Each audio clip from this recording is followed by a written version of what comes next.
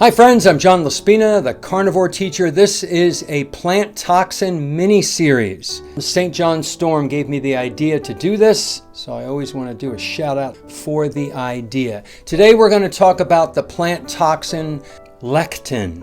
Lectins are a type of protein found in many plant foods, especially legumes, grains, and some vegetables. Gluten is a lectin. Repeat, gluten is a lectin. They play a role in the plant's defense mechanism as they can bind to carbohydrates and disrupt cellular functions in both plants and animals.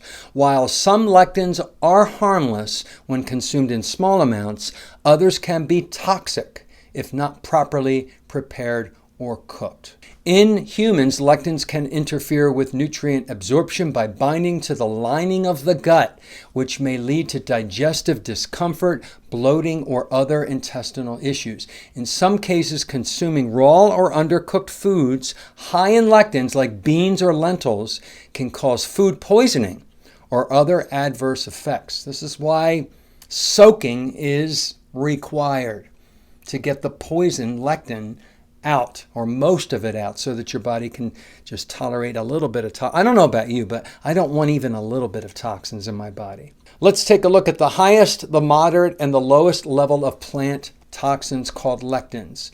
Do the highest first. Legumes like beans, lentils, chickpeas, soybeans, and peas, raw or undercooked beans and legumes contain super high amounts of lectins. They can cause digestive distress if not properly cooked or soaked. Whole grains like wheat, rye, barley, and oats, these grains, especially when not soaked or fermented, contain significant amounts of lectins. Nightshades, tomatoes, potatoes, eggplants, and peppers, while not as high as beans or grains, can still contain notable amounts of lectins, particularly when eaten raw. Peanuts are a legume. Peanuts contain a high concentration of lectins, especially in the raw form. Soy products like tofu, soy milk, edamame, soybeans are rich in lectins, and processed soy products can still contain significant amounts. I know people that eat fermented soy products. That's better, but you're still getting a little bit. Corn, while not as high as legumes, contain lectins that can affect digestion. You know what my solution is.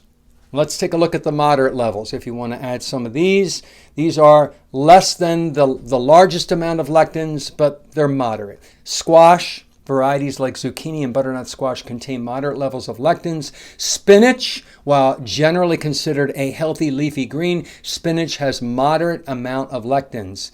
Must I talk about the oxalates again? Very high in oxalates. Cucumbers contain lectins, though at a lower level than many other plant foods. Carrots, a root vegetable with moderate lectin content, especially when consumed raw. Tomatoes, although part of the nightshade family, tomatoes have a moderate level of lectins, particularly when not cooked. Onions contain lectins in smaller amounts compared to legumes, but still moderate. Onions. Beets, known for their health benefits, contain moderate levels of lectins and oxalates. Kale and other leafy greens have a moderate level of lectins compared to legumes and grains. Now, if you're not a carnivore, you're keto or ketovore, let's take a look at the list of the lowest lectin containing plant foods. These are minimal amounts of lectins, and they're generally easier to digest. Some of them include fruits. Most fruit, such as apples, bananas, berries, grapes, melons, have very low level of lectins. Of course, they're high in sugar, and some of them have high oxalates. Leafy greens, vegetables like lettuce, arugula, Swiss chard, are lower in lectins compared to beans or nightshades. Again, some of those are high in oxalate.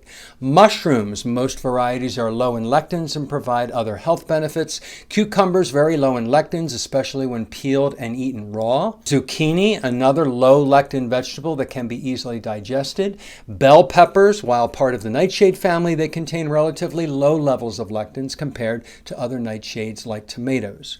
Avocados are low in lectins and packed with healthy fats. Radishes are a crunchy, low lectin vegetable vegetable that's easy to digest, and cabbage, a low lectin leafy green that's also great for gut health. If you're doing a mental common denominator formula in your head, that's what I do. I'm listening to oxalates, phytic acid, and lectins. What was the common denominator? What can I eat that is the lowest in all of those? So pay attention and listen, and maybe you'll see one or two or three that are low in everything. Again, my answer to avoiding lectins completely is to be a carnivore and ingest 0. If you want to have some lectin plants, you eat from the low level and very few from the moderate level. Ladies and gentlemen, I hope you liked this video. If you did, click the thumbs up about lectins, subscribe to my channel, share this with a friend or family, and our next video is going to be about tannins. This one was lectins. Have a great day.